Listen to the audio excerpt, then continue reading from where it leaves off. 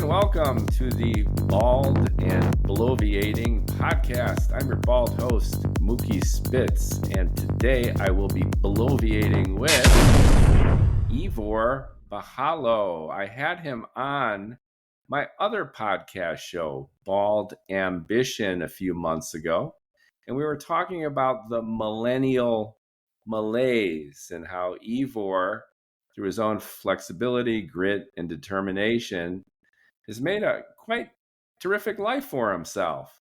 So I brought him back on the pod, switched to the Bloviating podcast so we could just go nuts and cover ground from culture to politics to really open him up and tap into really what this self-actualized millennial has been up to ever since. A lot has gone on in the world, and we have a lot to talk about. So welcome back to the pod, Ivor.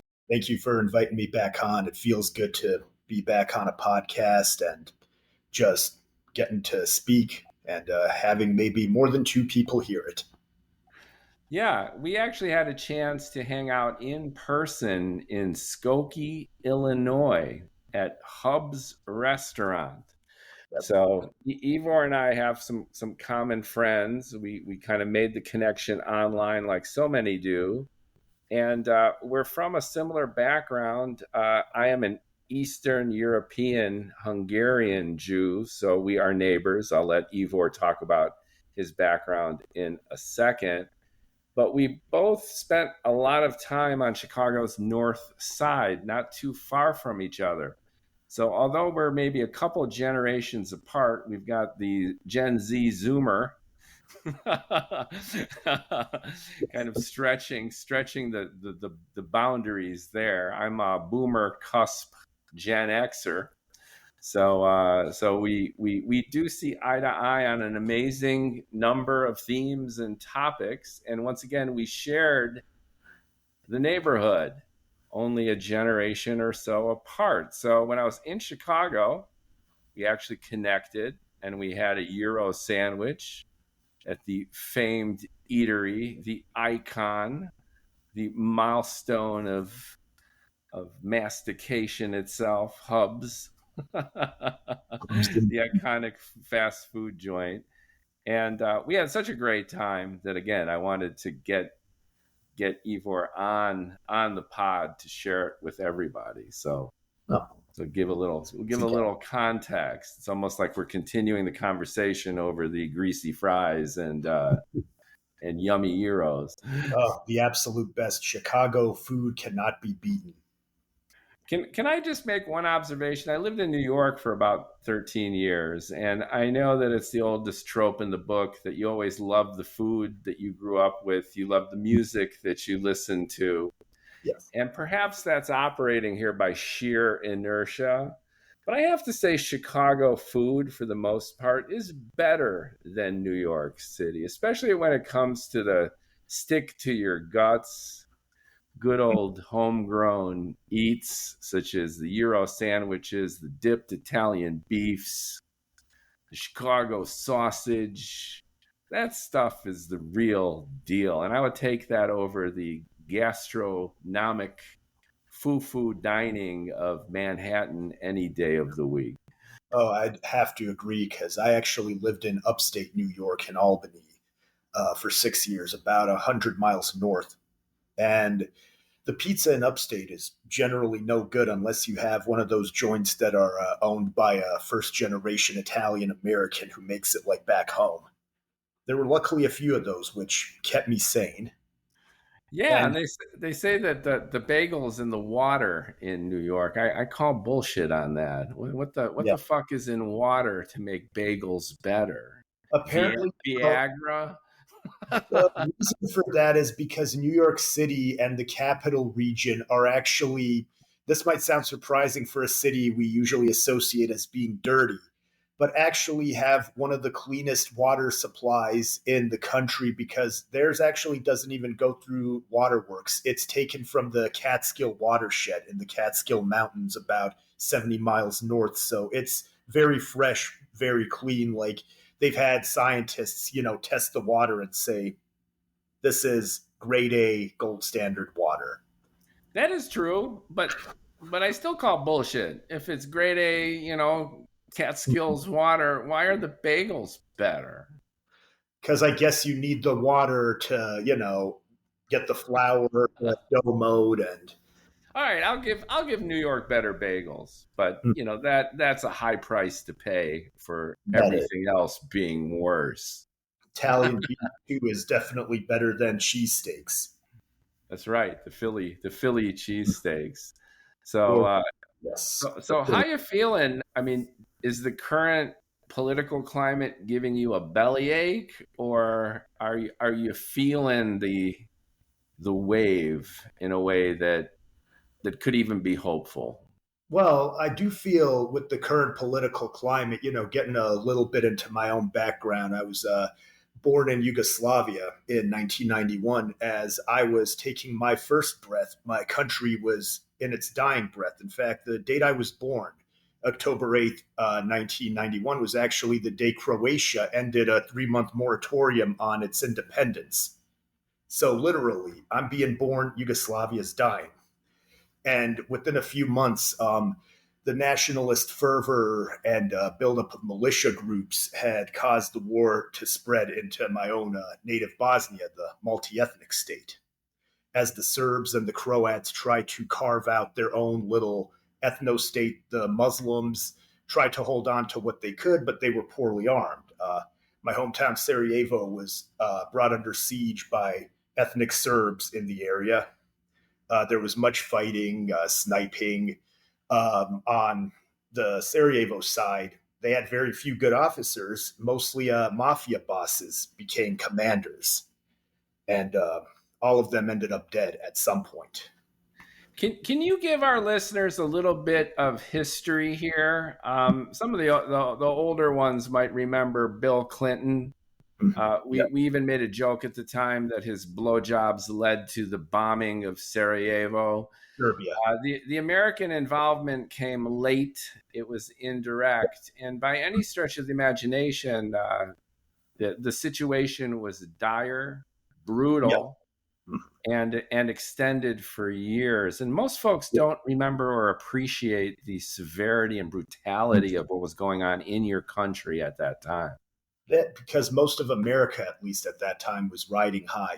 From the war in Croatia was 91 to 95, Bosnia was 92 to 95, and this in this time period, you've got Robin Williams making us laugh in Hook, you've got Jurassic Park, you got Terminator 2, you've got Nirvana.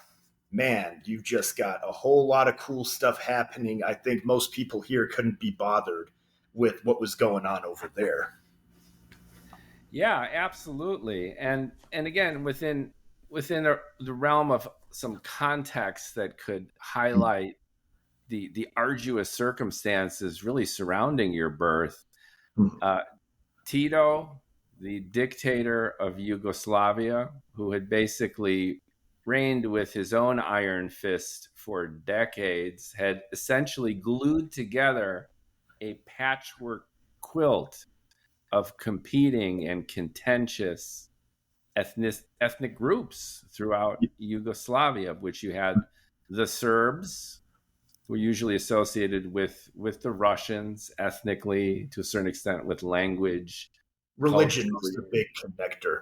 Okay, Both all were, right. I will shut up and let you give us a little history lesson if you can, because I think it's significant not only for this conversation but just for listeners to understand and appreciate what Europe was going through in the 90s, while, to your point, America was at the apex of its power and yeah. success by any stretch. Mhm. Yes, indeed. Well, see, Tito, as you were correct, he did keep order until 1980 when he died. And for the next decade or so, they had a rotating presidency where the president of each of the 8 individual republics would be the head honcho for 1 year. And during this period, the Yugoslavian economy started to collapse due to, Tito had made the country somewhat prosperous, kind of played the middle ground between the Soviet bloc and the West because he was in neither. had his own movement called the non-aligned movement, but it allowed him to borrow huge amounts of money from multiple sides that we were never going to be able to pay back. I mean, it was just absolutely ridiculous. The economic growth was unnatural. It was all on a credit card. And by the late 80s, that was starting to collapse. Nationalism was starting to rise on all three sides, in Bosnia, especially between Croats, Serbs, and Muslims. Yeah, There were can you characterize the groups just real quickly? I was starting on the Serbs. Serbs, The right? Serbs, the Croats, Civil War. Go for it. Well, effectively, as the Union began to break up, Bosnia was multi-ethnic, much more than Croatia and Serbia. Croatia had a substantial Serb minority who started a rebellion in 1990 after Croatian nationalists came to power there. It was basically nationalists competing with one another. And in Bosnia, once again, three different nationalist parties arose. A lot of it was rooted in World War II when Yugoslavia was invaded in April of 1941, which might have won the Allies the war because the Germans had to postpone the invasion of the USSR by 5 weeks from May 15th to June 22nd, which if they had those extra 5 weeks of perfect weather, man, that would not have been good. They would have been at Moscow by mid-July. Yeah, I've read a similar analysis that thanks to the invasion of your country, Operation Barbarossa proved a failure, and Yep. it was a deja vu of the Napoleonic campaign. Exactly. That the winner defeated the invader more so than the Russian army. Exactly.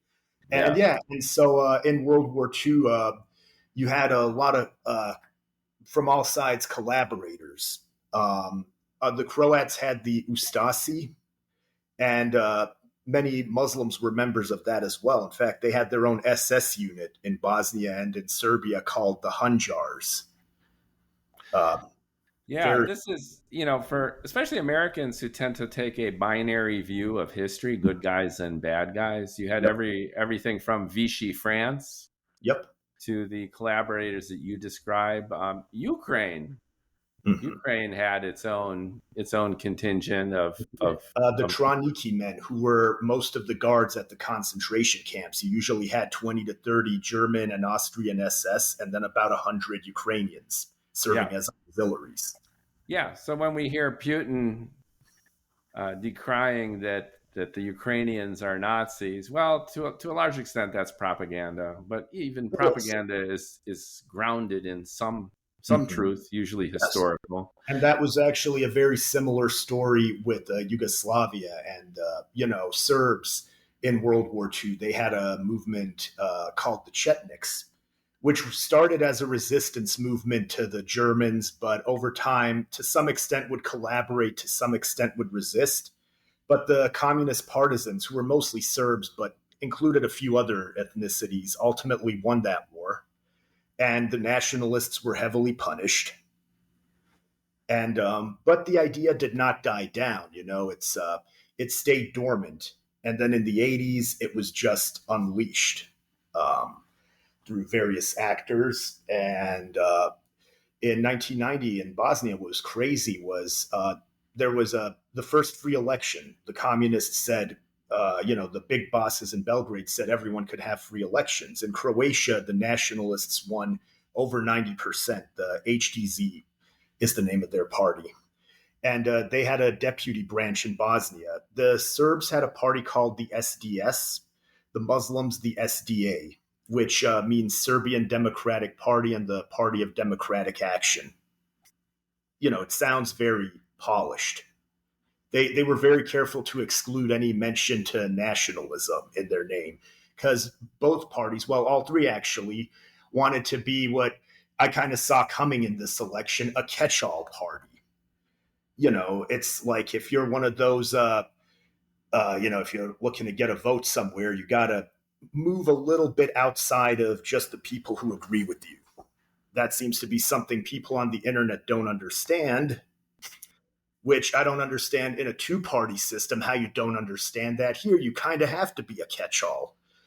Well, But Donald J. Trump, to give credit where credit's due, understood that. And it was yes, misinterpreted by the Democrat strategists that by going extreme, mm-hmm. full Trumpy, he swung the biggest percentage of minority and women voters from the Democrat Party ever, Mm-hmm. In by years, going full Trump. So sometimes polarization can actually work. sometimes it can. And what was crazy was in Bosnia, a lot of people didn't think the nationalists would win because there were also the communists were running, and there was a reformist party that was, kind of trying to push more towards Western liberalism. But that experiment died on the vine, to everyone's surprise. With about 5-6 weeks left to the election, the three nationalist parties in Bosnia formed a coalition. So they were all on one ticket, and they actually ended up winning like 84% of the vote that year. And then within a year, their coalition fell apart. And the leader of the Serbs, Radovan Karadzic, he wanted a breakaway state called the Serb Republic, Republika Srpska, which was to consist of every municipality in Bosnia. There were 109. There's 142 today because the war caused some to get chopped and, skewered and whatnot. Like one became three, some became two. And so he wanted the new state to consist of where Serbs were a majority and where they had been a majority prior to World War II, when many were murdered at the hands of Muslims or Croats. And they did revenge killings themselves as well. So it was nobody's hands were really clean in that conflict either. And the Croats also were initially, they stayed in the coalition with the Muslims, but they were making their own breakaway state where Croats made a majority, which was called the Republic of Herceg Bosna. But there were also some enclaves in central Bosnia, which were mostly Muslim, where Croats were a majority. So connecting them to the other part, where they were more in a clump, was another problem. And so the war, yeah, Sounds like just a microcosm of every clusterfuck of regional, ethnocentric, tribal mm-hmm. disaster. And it gets even more complicated. Once the war began in April of 92, one member of the Muslim party, Fikret Abdic, he went renegade and declared his hometown its own little nation, the Republic of Western Bosnia. He actually allied with the Serbs and fought the Muslims. And there was one point where the Bosnian Serb forces were fighting volunteers coming in from Serbia to help them, but, not doing so much helping as stealing. And, you had Croats and Muslims fighting each other, fighting together. It was a total clusterfuck, that entire conflict, basically. Yeah. And you also had the UN involved, and you had foreign volunteers who were brought in. The Muslims brought in fighters from North Africa, the Middle East. The Serbs brought in Russians mostly, some of who would go back and kind of get the same thing going in Ukraine with their little separatist state, Donbass. It's almost kind of like a cheap knockoff of the Republika Srpska. You take an area that didn't really exist based on geography or anything, but where a lot of people of one ethnic group live, and say, okay, this is separate now. For now, but we're going to join the big country later. Yeah, of course. How did this shake out to the relative stability that we have now? And this is, I think, a significant analysis and case study for complete chaos eventually settling down. And analogs to this have been highlighted, for example, the Middle East, where you have this seemingly intractable dilemma between Israel, Gaza, West Bank, the Palestinians, and you have this roiling, decades-long mess. And oftentimes folks cite the relative peace and stability that's been brought to former Yugoslavia as an example of there is some light at the end of that horrible tunnel. Mm-hmm. Can you share with the listeners what eventually led to the dust settling after Eventually, after yeah, what could be considered genocide or genocidal acts? yes, in Clearly, mass murder yeah, in and Croatia, and worse. and worse, yes, much worse. In Croatia, the breakaway state, which the Serbs had there, was crushed in the summer of '95 in a mission called Operation Storm. The anniversary is actually this week, 30 years. And then the regular Croatian army also entered Bosnia and, with assistance from NATO, hit some Serbian targets and managed to recapture some land along with some of the better Muslim units until they came near the Serb capital of Banja Luka, and the Croats were defeated in a mission called Operation Sana. They'd won, several battles before that because they were fighting thinly spread Serb forces. But after that one, where they failed to establish a bridgehead on the Sana River, they also had to look at the military reality. They'd lost too much equipment in their little blitz, tanks, APCs, engineering bulldozers, stuff you need. And they basically had very little engineering equipment left. So they're like, there's no way to take the city. That's going to be brutal. And it would have been. So that was when a ceasefire was reached and a peace agreement was made in Dayton, Ohio. Although by then I was long gone, living in Canada. How old were you at this point? When the war started, I was a little baby. I don't Right, remember. right. But and then by the time it ended, I would have been 4, but I was long gone. So And then your parents got you out of there. yeah.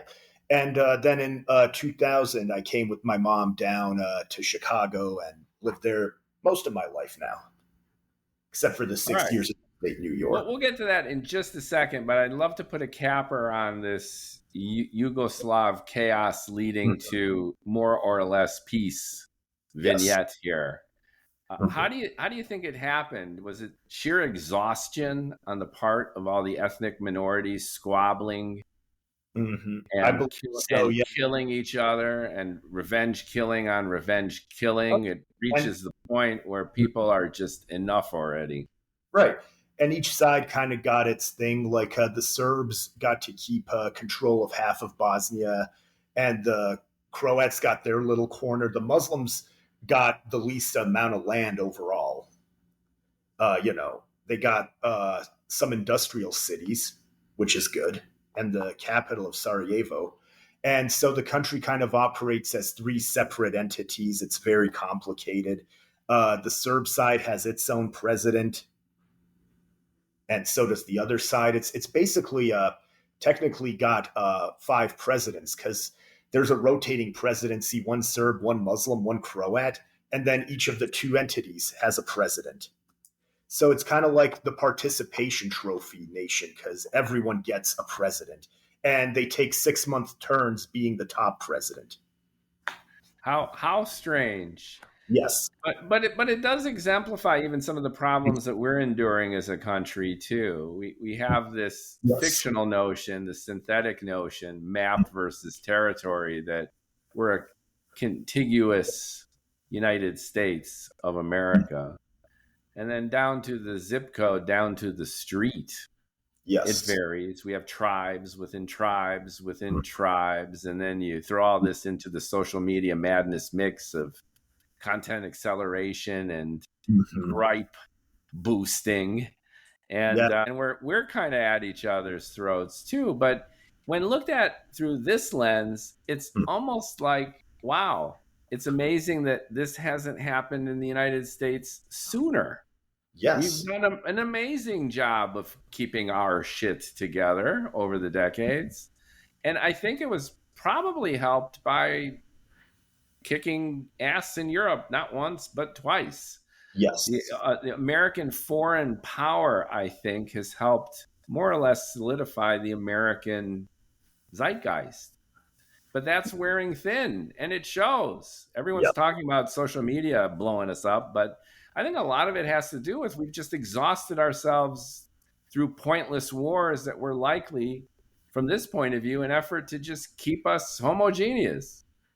Pretty much. And especially if you look at in my lifetime, the two big conflicts we had in Afghanistan and Iraq. Afghanistan, 20 years, 2,450 American soldiers dead, 20,000 wounded. What do we get in the end? The Taliban are not only back in control, they control more than they controlled the first time around. And now they've got all these cool high tech weapons. So, that was great way to waste a few $1 trillion. And Iraq, 4,500 Americans dead, 35,000 wounded over 8 years. And even today, we're still struggling to see what's the situation. Okay. It's, still kind of. Well, yeah. I mean, we're allied with the Kurds, whom Yep. we repeatedly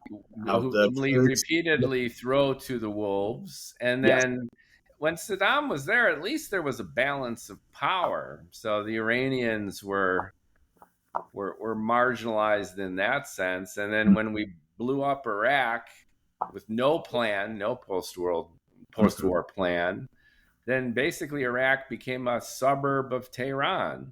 Basically, the real big mistake that the Bush administration made was after the official surrender. They decided to go on this campaign of de-Baathification. And now, for people who don't know, the Ba'ath Party was Arab socialism. It was practiced in Iraq by Saddam and in Syria by the Assads, who are out of power now. So there's no more Baathism, really. And they wanted to do what we did with denazification in Germany after World War II, because for 2 weeks after German surrender, there was still a Nazi government in Flensburg on the Danish border that we initially were going to permit to keep existing.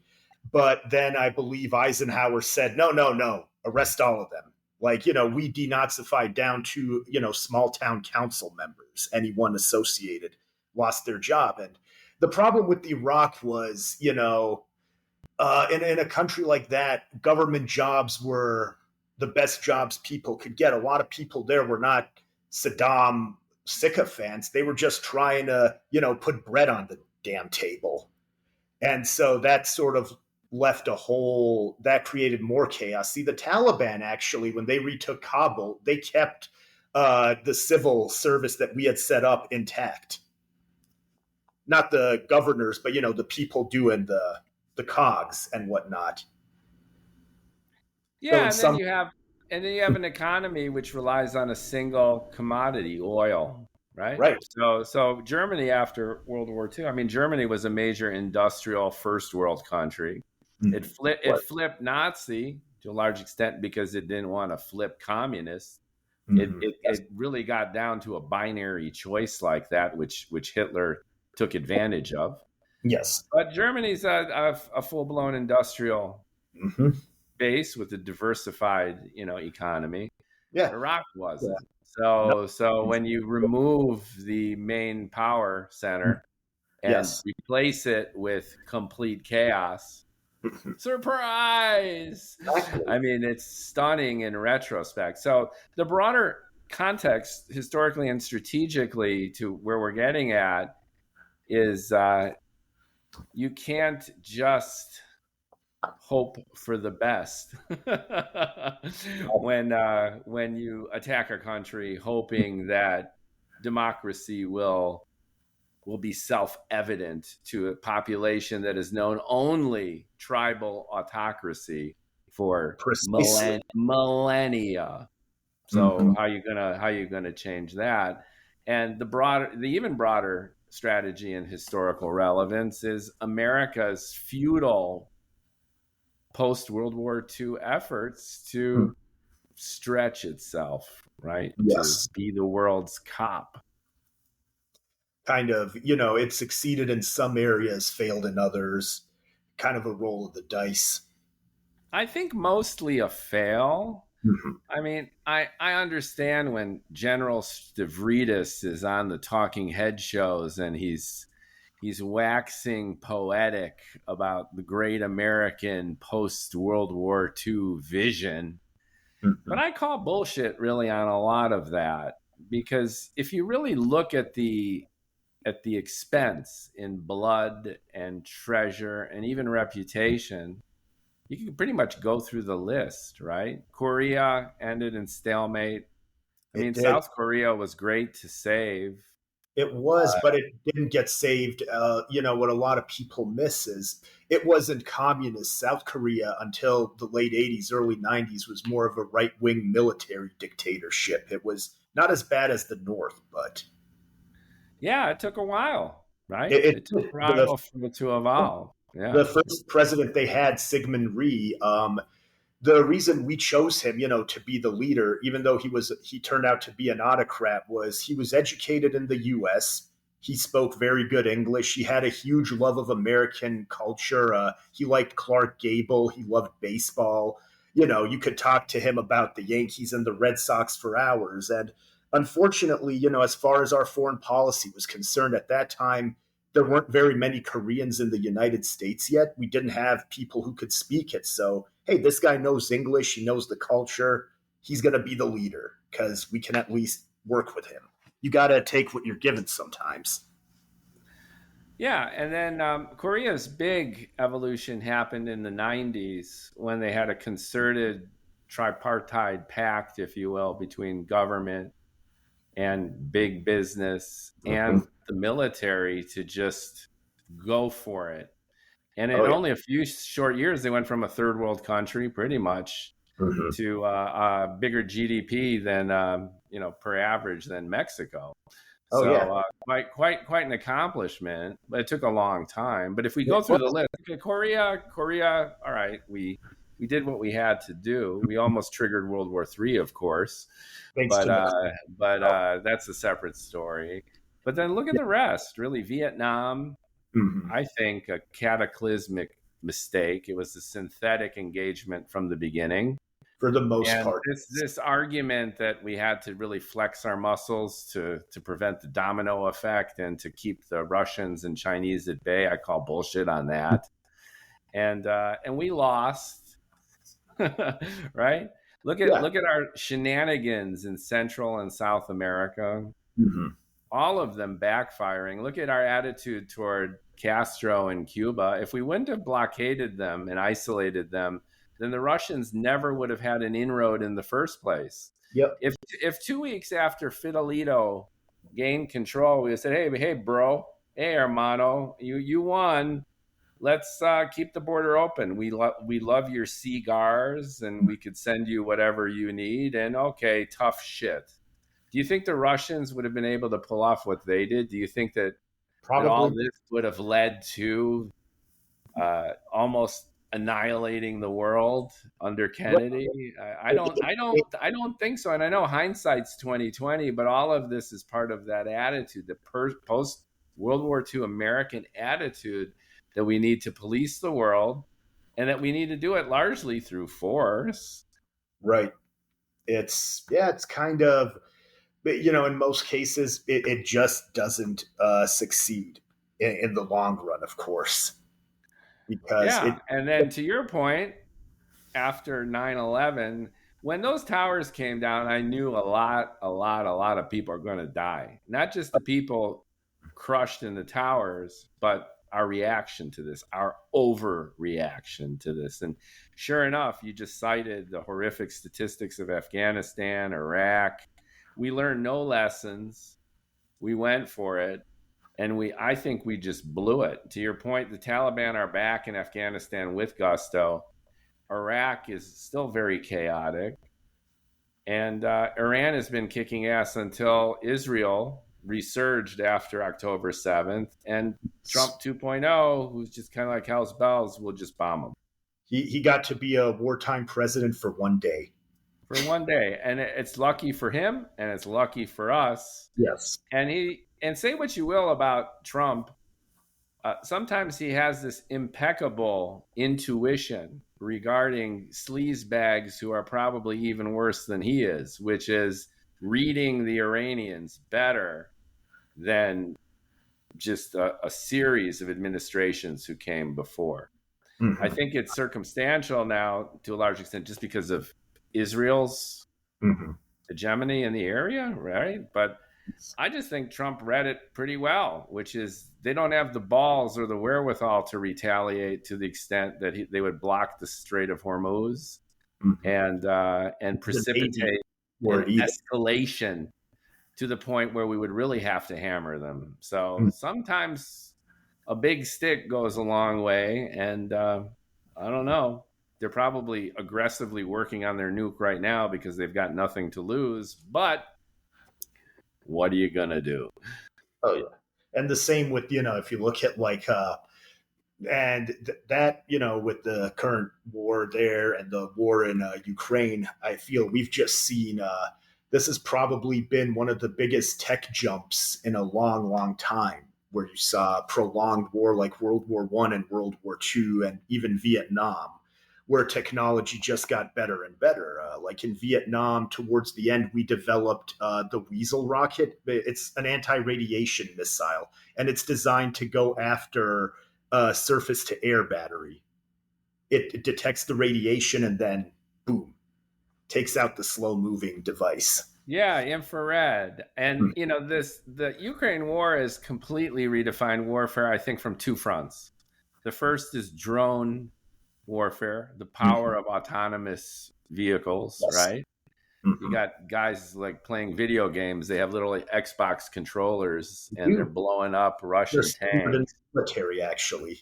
The Yeah, one they on the Titan submersible, yeah, the military does use those. right, right. And on the one hand, it's the drones, and on the other, it's AI.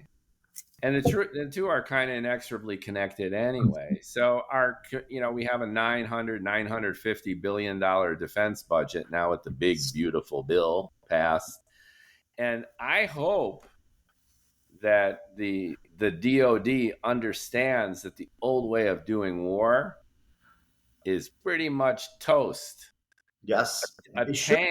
tank is a rolling coffin for Mm. its crew, and same rules apply for the Navy. The Ukrainians have taken out the Black Sea Fleet of the Yep. Russians, again, largely with drones. And So, shoulder fired anti ship missiles. absolutely. Absolutely. So, the whole nature of warfare over the last few years, largely as a consequence of the Iraq war, has completely turned upside down. And it coincides with the advent of the LLMs and Mhm.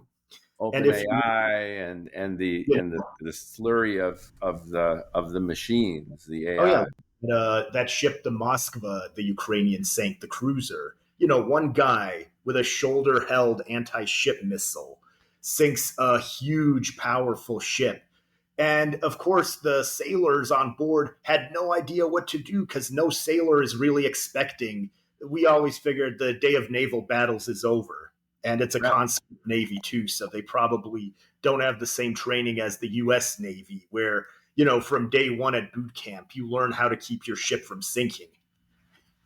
And how the Ukrainians recently took out 41 of those Russian long range, high altitude bombers that Yeah, can't be replaced. with drones that were brought in country, Mhm. right? In Yes. cargo vehicles Hmm. with opening tops, right? Yes. Unbelievable, right? And Unbelievable, especially when you look at the range. The furthest base was on the border of Manchuria. Like you can see China from that base. yeah, unbelievable. And then the Israelis did an analog of that in Iraq. You had drone factories in Iraq, Mm-hmm. and and not it's not Mossad agents doing it. Right. It's disgruntled ethnic tribal minorities in Iran, whom Of the course. Mossad has recruited to do that Mm. work. Of So course. once again, the human condition, we are, I think, from a social Darwinian point of view, we Hmm. are tribal creatures. It's grassroots. It's from the bottom up. And technology and air quote civilization has kind of rammed this notion of a collective nationalistic Hmm. kind of good and goal. But look at everything we've been talking about is this inexorable, inevitable, and likely instinctive struggle between small tribes that we have basically inhabited for 99% of our time on Earth as this species. And the 1%, pretty much thanks to technology, that we've been able to consolidate into larger villages, cities, then city states, then countries. This is alien to the reptilian brain that is lodged in each of our heads. So this conflict continues, and I don't know if there's any way out or over it. And now the battle against globalization in full swing. Mm-hmm. Just that fear that, especially because, nationalists don't really like the idea of a globalizing world. And if you look, No.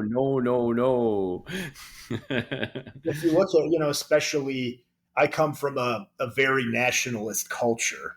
Um, and, I'm not a nationalist at all. Most of the current, liberal educated crowd that I hang out with is also, more or less the antithesis to nationalism. As of recent, I started going to a lot of these underground events that have to do with art, music. Some of them are like horror, vampire themed. And, I went to my first one back in April. And something I've noticed about these events is, they're mostly run by women, and most of the people there are women. And after a while, you kind of learn it's because, if you're a man you're welcome, it's very welcoming, it's very diverse. You've got all kinds of nationalities and races and religions all under one roof, which is a reflection of Chicago itself. If you were to make a TV show about it, you'd have one of those guys at a Daily Wire or whatever writing forced diversity. It's not. This is the world I grew up in. That was every day, everyone hanging out with everyone. They actually asked the question, well, where do you see people of 5 different races and national? I was like, that was every day. And, with dudes over there, though, you come correct or you don't come at all. And if a single woman has a problem with you, you get blacklisted, which is good because, they've kind of drawn that line with dangerous individuals. Yeah, so that's a good segue to we've gone from tribalism to the need for integration and diversity, this almost teleological bent toward chaos with the smoke clearing leading to, if not harmony, then a little bit more peace. And then you've got this idea progressively becoming more and more entrenched, where diversity is a good thing. It's not a bad thing. We're mixing our genes together, so hybrid vigor takes place. You don't have the ghetto Jews giving their spawn Tay-Sachs disease, right? The inbreeding. I did the 23andMe, 97.2% Ashkenazi Jew. I was so disappointed in myself. I thought I had my code was a little bit more interesting than that. And my friends used to joke that he looked a lot like Saddam Hussein. When America attacked in what was it, 91, the first war, and Saddam Hussein's picture was plastered on the physical newspapers back then. A lot of people, this is the first time they saw Saddam. Right. And my father had the big thick mustache and the thick eyebrows and the dark complexion, the kind of flat face. And everyone's like, hey, Mookie, you got your dad. We're going to war against your dad. I was hoping for a little bit more spice in my code. But I ended up, breeding with a Korean. So my kids are nicely mixed, like 51%, 49, because they got mom's mitochondria. But I guess the point we're both getting at is diversity is good. You watch The Matrix and, in Zion, everyone's mixed and everyone's pansexual. And look at Star Trek, right? There's always this future vision where we get over ourselves with racism and these petty ethnic tribal conflicts, and we see ourselves as human beings. And if you go to a rave or you go to a party or you go to a scene like what you're describing too, and you got that kind of natural cohesion, that's a nice thing. That's a good thing. And now it has survival benefit for the species. Because if we keep quibbling like this, We're going to nuke ourselves out of existence. We have to cut this shit out, and we just can't. We We're can't. And we sooner or later, I mean, I don't think, the tribalism will ever truly die.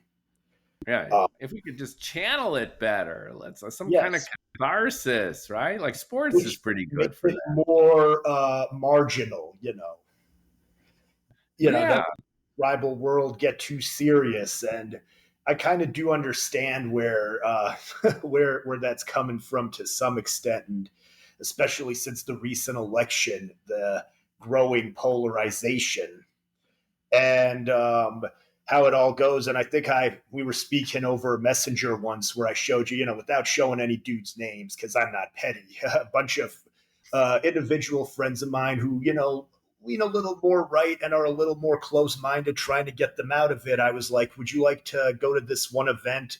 It's like blood wrestling, mostly women there, great music. And when the event was over, the organizer ordered us all pizza. That was really nice. And I'm getting every excuse for not going. It's like, come on, try something new for once in your life. You don't want to watch two women wrestle, but you'd rather sit at home, watch UFC, and see two Chechnyan guys do the same thing. yeah. What is going on? I'm gonna do a shameless plug for my recent new novel, Johnny Fazuli and the Transfinite Reality Engine. You have a copy there. All right, there you go. Thank I you. do. We've got another fan, folks. And the reason I bring it up, I believe it is contextually relevant to this conversation, is this generational and gender based war that's going on, and that's the central theme of my book. And when we speak, I mean, frankly, a lot of our conversations inspired many of the themes that made it into the novel, which is you've got this almost perverse, uh, excessive manosphere that where millennial men, Zoomer men, the XY chromosomes who are heralding the future of the human race right now, are taking on this self-victimization. Where if you look at Pew Research, women, millennial women, especially Zoomer females, Yes. are kicking ass in every category, Every from category. education, Yep. business, dating, quality of life, networking, and support. And dudes are all cloistered up, to your point. They're at home playing video games, jerking off, drinking or doing drugs, and self-isolating and being pissed about it, and then Yes. going online and bloviating as to their horrific fate, and ultimately blaming the Zoomer women for being catty and feminazis and being inaccessible. So rather than accepting the fact that they're self-created incels, they are blaming women for being chaste as a power play. I mean, that's how it seems to me. You could say I'm a boomer cusp Gen Xer, but I'm like, come on, guys. Can you just like comb your hair, iron your shirt, take a fucking shower, Yep. and talk to people? And this is Right. beyond the gay straight thing. It's just Right. a mess. It really is. It goes, and it's gotten to the point where just a lot of men, especially the ones I grew up with, a lot of them, who even were living better lives before, are now starting to self isolate and not really go out and watch dude bro podcasts and here you go, buy this ultimate supplement. And what it's really going to do is it's going to drop your testosterone. But here I've got some insignificant wrestler from the 80s who was in the NFL for 2 games. He's going to endorse it. Yeah, totally, man. And you're going to validate my parking, right? And Yeah. it's the way it's just become. I mean, even if you looked at the RNC, the recently departed Hulk Hogan introduced Donald Trump on the stage. And I think that was just the peak of the dude, that whole, because especially now, with Linda McMahon being the Secretary of Education, it's almost a perfect circle because Trump himself was on WWE with Vince McMahon in '04. It was the Battle of the Billionaires. And him and two other wrestlers ended up shaving Vince McMahon's head. Yes, I remember that. That's a famous clip. You got Donald Trump tackling this guy down, and then they You do. shear him. Yeah. Him, yes. And what was interesting about it is the way, even when you look at from the corporate background, the way WWE got big was through Hulk. In the 80s, back, I guess, when you were still a kid, wrestling in North America was divided by regions. Like WWE was based in New York, it covered the Northeast. In California, you had big time wrestling. In San Francisco, Chicago was under the Minneapolis based American Wrestling Association. Oh, yeah. This was pre Dana White. Wrestling was a marginalized, freaky kind of sport. Very Where a much. bunch of guys would get sweaty, and it was seen as kind of weird. And, it's not something that would draw billions of dollars of ticket sales and streaming. Streaming time. McMahon used Hulk to take the risks. See, Hulk was previously in AWA, which was run by Vern Gagne, who was a great wrestler in a technical sense. But because a lot of wrestling is stage performance, the guy was about as interesting as a soggy piece of toast. And he crowned himself champion every year. And Hulk was actually asking him, "Hey, Vern, brother, can you make me the champion?" And Vern was like, "Absolutely not. You're not even a real wrestler. You're just a guy who works out, the crowd loved."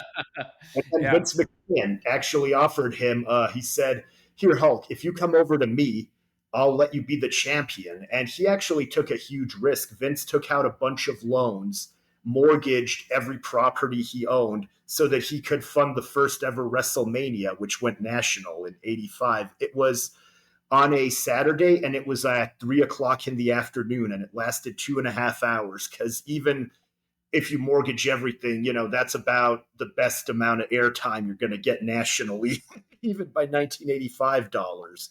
And it was a huge success. He put all his cards on the table. He went all in. And after that, they started to peel wrestlers from other promotions. From Stampede, they got Bret Hart, Jake the Snake Roberts. Macho Man came from Champion Wrestling in Florida.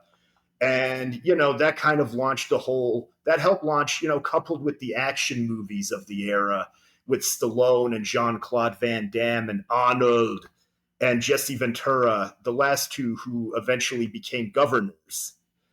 Yeah, that was the coup de grace to this entire manotastic evolution of the Macho Man, Rambo, leading to Terminator. Yes. Now we've got The Rock, right? Yes. And basically it's been a handoff of this testosterone oozing Macho Man. And it's in contrast again to a lot of the guys like the Clint Eastwoods running around, and they weren't particularly built. They had charisma, but they were tough guys. Dirty Harry, the spaghetti westerns. So this has been a common theme for entertainment going all the way back to the Marlboro Man. But the reason it's distinct now, though, is that it's become hyper ventilated to the point of it almost becoming perverse, which is the old vision of the Macho Man was the dude who wooed the babes, right? You were bristling and sweating and kicking ass so you could fuck.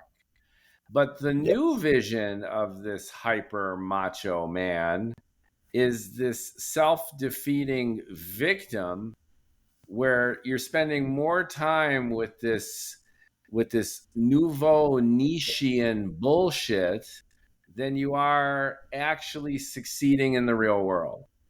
And that's what's flipped, where every generation has the macho guy, but now it's almost equated with this inverted man-child. And it's bizarre. And we could go on. I mean, Scott Galloway, he's the talented guy, the podcaster. He's made a second career of what's wrong for young men in America. So I don't think we can cover any ground that he hasn't already. But I think it's fascinating from our point of view, where I'm the boomer Xer, you're the millennial dude, and we're both like, what the actual fuck is going on, for one. And then in my book, just to cite that again, I created this exaggerated male Zoomer, Johnny Fazuli. And what I did with this guy is I took all of these shitty qualities, which is the self-victimization, the blame game, everything terrible about the male Zoomer, and I flipped it on its head, which is, this guy is just, instead of whining and complaining and locking himself up, he's going to become the perfect hedonist, opportunist bullshit artist. And instead of cocooning up in his incel cave, he wants the universe. He wants more than the universe. He wants the multiverse. He wants it all. And he's going to do whatever it takes to satisfy his greedy, childish self. And to me, that's like an equally perverse but fascinating reaction to this reaction of the man-child, which is, I see the future of the Gen Z male. They're going to turn into Johnny Fazulis, and that's the point I'm trying to make in the book, which is, where do they go from here? It's like, and what's even funnier is right now, there's a song called "Man-Child" by Sabrina Carpenter that is climbing on the charts. So yeah, and she's actually one of the. Actually, Sabrina Carpenter, that's what a lot of her songs are about. Kind of ripping on, males, the macho-ness and all that. Yeah, it's fascinating. And in contrast, I had Penny Pitts. Yeah, Johnny Fazuli and Penny Pitts. And now Penny Pitts is the classic Zoomer female. Yes. She's conscientious. She's hardworking. She's hyper-educated. She's also very socially engaged. So Johnny is a selfish brat, and Penny is a hardworking woman who just wants to make everyone happy. The perfect juxtapositions. Of course, they can't stand each other, and of course, they're irredeemably attracted to each other, and they start on this trajectory of starting to upstage each other. Yes. And Johnny wants to create a machine where he can jump universes and basically grant any wish that anyone wants to come true, so he could be a trillionaire, even if it's complete bullshit. And Penny Pitts puts on this amazing multimedia, multisensory, multimodal show where, instead of fighting this digital world that she's been born into, she's going to recreate it as this ultimate synergy of heroic emotion and transcendent connection between people. And Johnny, of course, crashes that party on his way to developing this machine.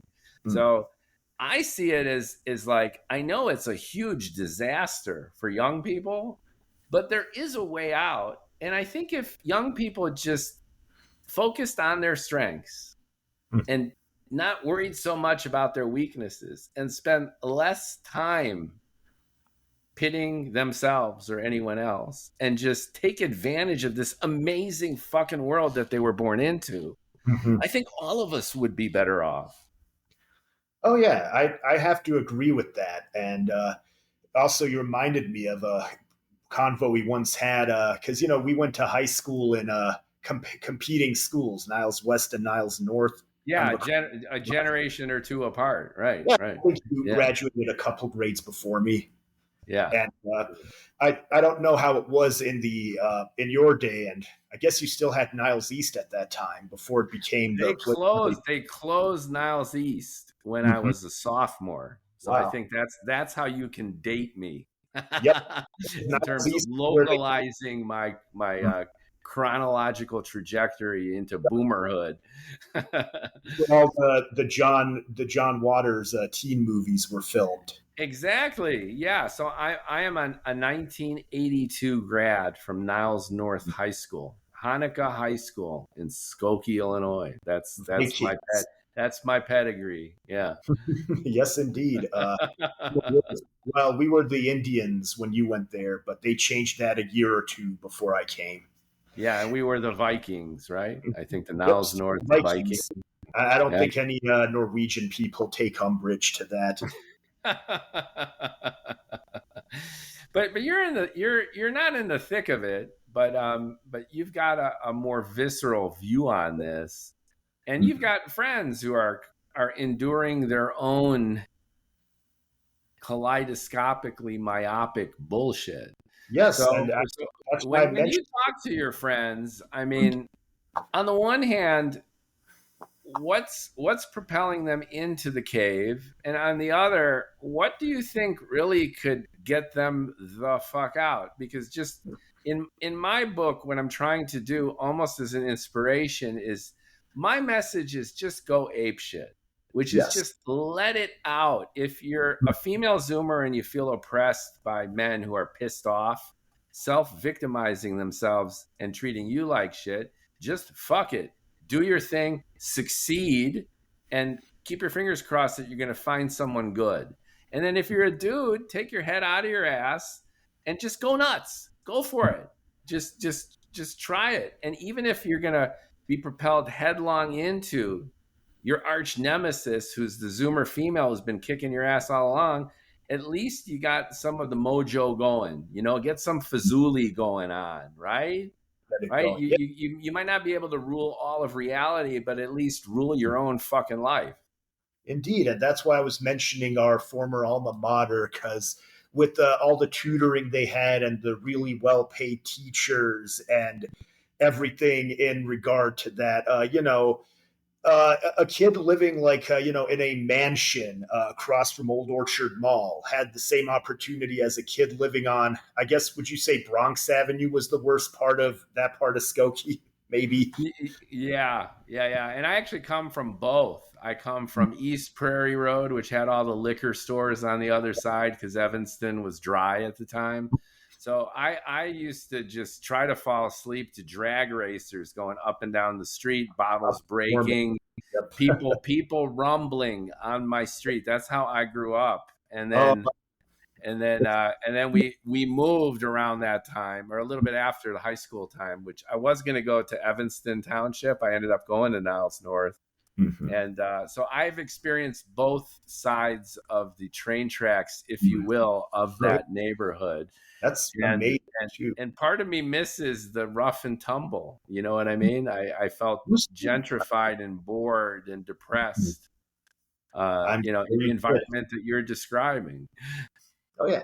And at that point, it would have been because with West and North, with all these opportunities, there really was no reason that you couldn't get into some college at least. Some aren't really that hard to get into. Most of the state schools, go in, get an internship or two, see what you like.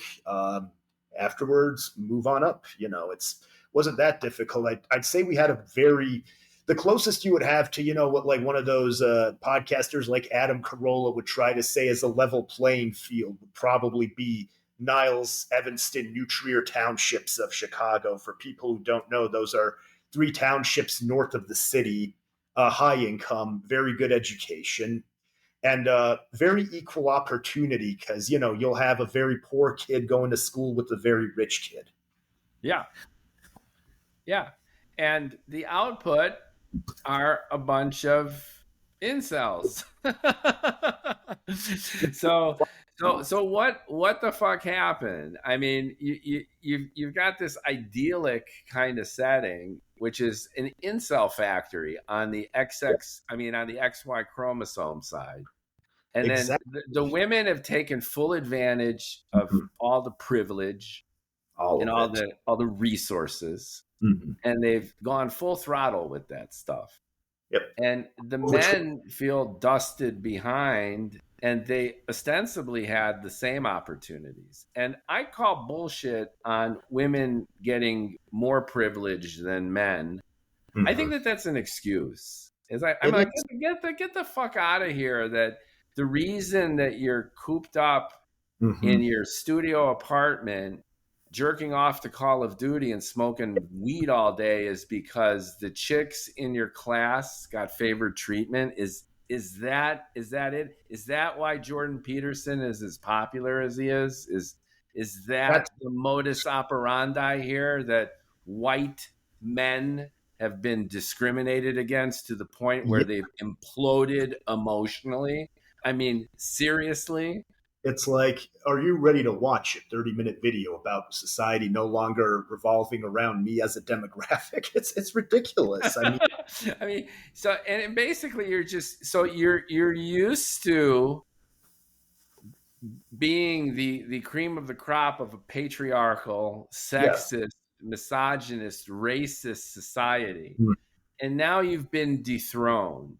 They You've have. been dethroned to the point where there's the semblance of equality, and you can't fucking handle that. Is It that would appear really the so. reason?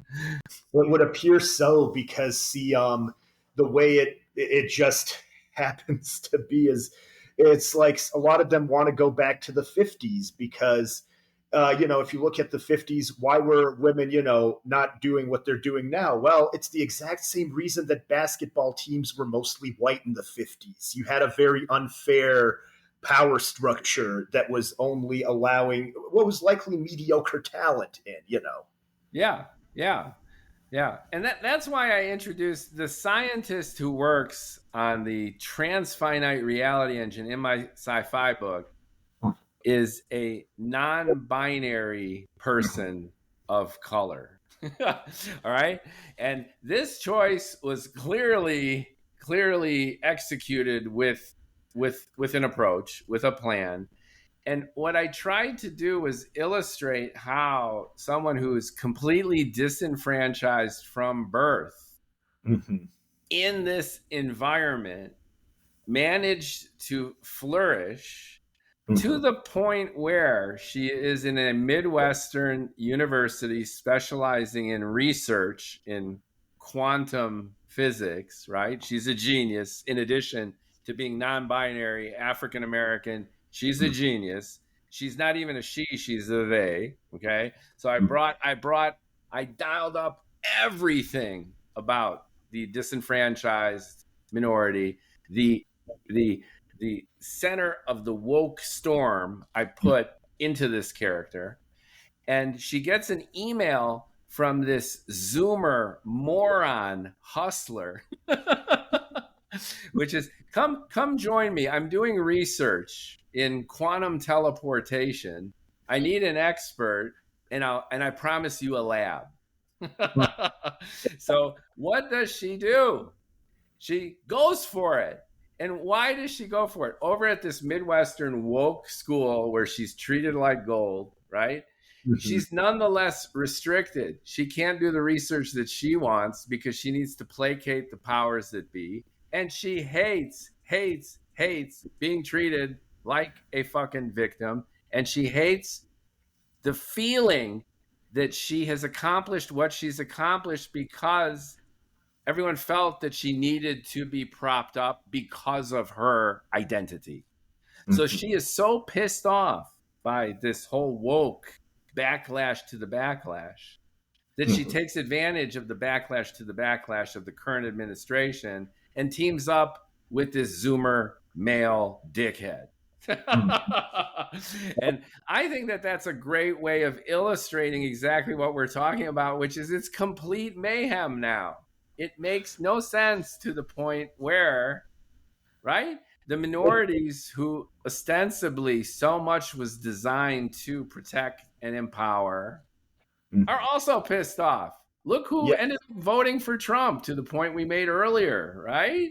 Trump Yes. got more African American and Latino voters than any Republican ever. And that's Yes. after he drove the dump truck and was in the McDonald's drive through and Mhm. called Kamala all sorts of names, and Mhm. he won. He won over who? A mixed race female.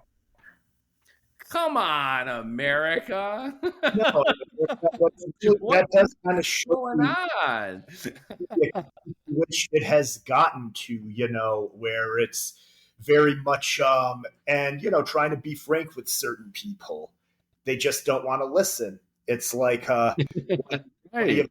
asked, why can't he get a girlfriend? And, I was like, well, you're on social media, correct? He said, yes. Like, so, you remember back when the when you order Colonel Sanders on Wish, CEO of Chick-fil-A, came out against gay marriage, and you put a flag that said this guy stands with Chick-fil-A. He says yes. And you remember how every year you go to the March for Life in DC, and he's like, yes. Well, see, so women, they tend to look at Facebook because they don't want to meet you now and find out in 8 months that you think Pol Pot was an outstanding human being. And when you espouse certain views of a political or a religious or a nationalistic nature, what it tells them is, I'm not safe, avoid me. What do you mean not safe? Not safe. Like, if I was to walk down the street in fatigues with an AK and a Croatian flag bandana, that's kind of the vibe you're giving off. Right. Right. That's going to be the next character in book 2 of my science fiction saga. I got to put that in there. It's exactly what it is. And, when you look at the whole macho thing, and I worked retail too. I worked in women's shoes and I worked in men's. Most men don't know how to dress themselves. I learned that much. That was always, and women, they like certain things, but they like fashion and artwork, like the vampire culture. A lot of women like that, but when you get to some things, nothing that only men like is ever interesting, like Joe Rogan, mostly male listening, which is ironic because he hosted the Man Show after everyone stopped watching, and before that, Adam Carolla and Jimmy Kimmel hosted that. If you don't Right, remember, Jimmy Kimmel. People don't remember that. Jimmy Kimmel was on the Man Show before he took was over late night TV. Yeah, he yeah, was, and he was also one of the voices in that other Comedy Central show, which I thought was brilliant, Crank Yankers, where you had the biggest comedians in the world at the time: Jimmy Kimmel, Adam Carolla, Dave Chappelle, Sarah Silverman, prank yeah. calling actual people as characters, recording it, and then they would restage it as puppets. You know, Yes, yeah, yeah, yeah. I remember that too. Yeah, people it was. forgot about that one too. Yeah, it was amazing. That was when Comedy Central was at its prime, I would say. And Yeah, yeah, yeah. I mean, the good old days, right? Which how weren't the too whole long ago. how the whole action genre never died. If you personally ask me, it should have died around the time I was born. If you looked at 91, the day I was born, the number one movie in the world was Terminator 2, which was a huge breakthrough in both special effects and also, I think the peak of Arnold's career. I don't think he ever received more money for a movie than that one. And at that point, he was already starting to transition into a comedy actor because if you really look at guys like him and Stallone and Jean Claude Van Damme, you look past the muscles and, the tough guy motif and you see, these guys are just silly. Let's be completely honest. They're silly. So, he was in Twins with Danny DeVito. He was in Kindergarten Cop. I'm a cop, you idiot. And then in '93, Last Action Hero, which itself was a parody of the whole genre, should have been the movie that, haha, we had a laugh, because that movie was basically showing how stupid the genre really is. Yeah, Like, people didn't get it though. It was meta and it broke the fourth wall in a way that people were just confused by, and it was neck and neck with Jurassic Park, which it yeah, tried to parody at one point. I remember in Last Action Hero. And in my humble opinion, I remember I went on a date with this Ecuadorian woman back then, and we both kind of randomly walked into we should we see Jurassic Park or should we see Last Action Hero? mhm. Well, we saw Last Action Hero and we both really liked it. And we It was good. subsequently saw Jurassic Park and we are like, that fucking action hero was better. And in retrospect, I think it was way more creative. Mhm. But people were confused by it. People don't understand irony, They and don't. it didn't tank Arnold. It just kind of caused him to kind of recalibrate, I guess, at the time. But guys like Arnold, the reason that they're who they are is because of their woo. They have some kind of quality where they're likable, and they're likable not because they're big and they go, ugh, but they're likable because of that vulnerability and humanity. And if you can't laugh at yourself, then really, what's the point? That's exactly it. And I've heard, they would say you could argue Rambo, the first one, was what started the action hero movie drive, but really that movie was not meant to be. It's about a guy who has shell shock. He came back from Vietnam to visit his friend, finds out his friend is dead, and what does he get? The cop arrests him just for walking in the street. Yeah, but here's another point that I think we talked about this at one point, which is the evolution of the action hero. Now, who is the number one action hero on planet Earth right now? Well, you can say Tom Cruise, okay, but he's got legacy, and Tom Cruise is in his own category. Yes. For whatever reason Tom Cruise is. Let's shelve Tom Cruise for a second and ask who is the biggest action hero in the world, and it's without a doubt, yes, exactly, Keanu is the man. Now, this is fascinating to me, and it really exemplifies full circle almost everything we've been talking about so far. Keanu is, all right, multi-ethnic. He is androgynous, all right? He is borderline effeminate, that motherfucker, okay? Touches women pictures. Yeah. And he is, if you look at Rambo and you look at Terminator and you look at the pedigree of these grunting, huge dudes kicking ass and taking names, Keanu is the antithesis of that. He's a long-haired hippie type. He's often unshaven in the John Wick stuff, right? And he is so goddamn credible when he does the violence porn, you know what I mean? With these choreographed death scenes where literally Keanu with a pistol and an ensemble of sharp objects violently takes down 30 dudes, okay, in a scene. And you have no doubt that this guy was able to do this. You're not like, it's not funny, it's amazing, and it's like a visual feast, but you never once think that this guy's a pussy. so I'm captivated by Keanu as this movement, as this era of the action hero, which has culminated in arguably the most androgynous, effeminate, chill, skinny motherfucker. Right? And I think it says a lot. It says, I think, and I'll pass the baton back to you. I'll pass the the pistol and sharp objects back to you in a second. To me, it's burnout of the macho grunting dude. How many macho grunting dudes can you see? It almost kind of played itself out, so it's got to evolve. Just like music oscillates from punk to ska and then back to industrial. I think people got sick of the grunting, testosterone-laced bonehead. That's number one.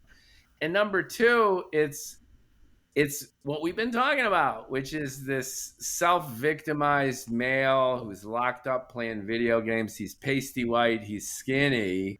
He's not getting laid. And you got Keanu, who's like, hey, they kill his dog, and then he kills 800 dudes.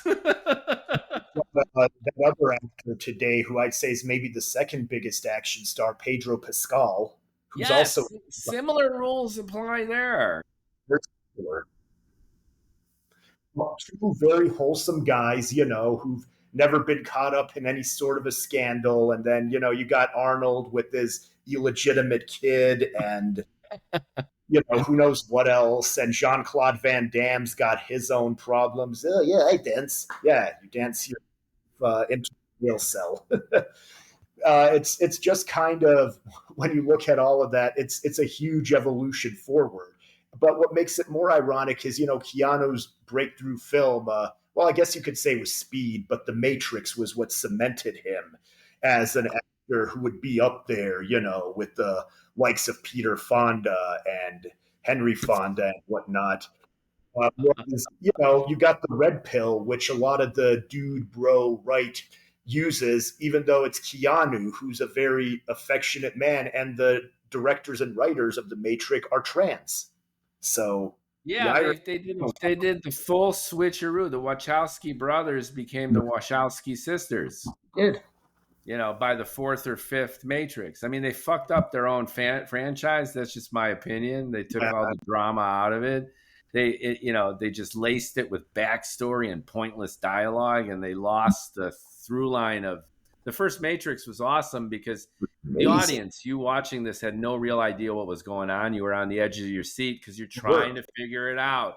Neo doesn't know what's going on, and you don't know what's going on, and that is great drama. There was a lot of yik yak with Morpheus explaining shit, but it was forgivable because you still were like mesmerized by the entire stuff, and you were trying to figure it out. And then they fucked it up, beginning with the second sequel, where Neo is confused. He doesn't know what to do. When the first movie ended with him literally calling the mainframe on a landline and telling him he's going to go kick his ass and he's going to bring revolution. And then we switched to all this bullshit. Like he's confused and he doesn't know what to do. And we've got 45 minutes of exposition about shit no one cares about. And that was the end of the series. However, Keanu survived the train wreck of the Matrix sequels by just being Keanu. And then John Wick happened. Wow, John Wick is even bigger than the Matrix. It is. In my opinion, at least the John Wick sequels I enjoyed more than the Matrix sequels. Well, that's my point here, which is like I think Keanu was better than the content, right? And then he just kept evolving into this. Mm-hmm. And notice he didn't get tougher. He got even softer. Mm-hmm. which is astonishing. It truly is. And in fact, what's even crazier about, if you want to look at the cultural tropes to what we're relating to, you watch South Park, I'm sure. I don't sit and really watch much TV, but my kid shows me clips. Mm-hmm. And obviously Trey and Matt are the gods of satire. Oh, they are. Yeah, and they've been grandfathered in. Like I saw the recent Trump episode, right, mm-hmm. where basically they just swapped Saddam Hussein with Donald Trump. Yep. Hanging out with Satan in mm-hmm. bed, and the same voice. It's the exact same voice. Yeah, it's the exact same voice. Hey, Satan, what are you doing? You want to fuck? You want to fuck? Mine. No, and it's kind of crazy when you look at there was an early episode, the Towley episode from 2001, which introduces the towel that's always getting high.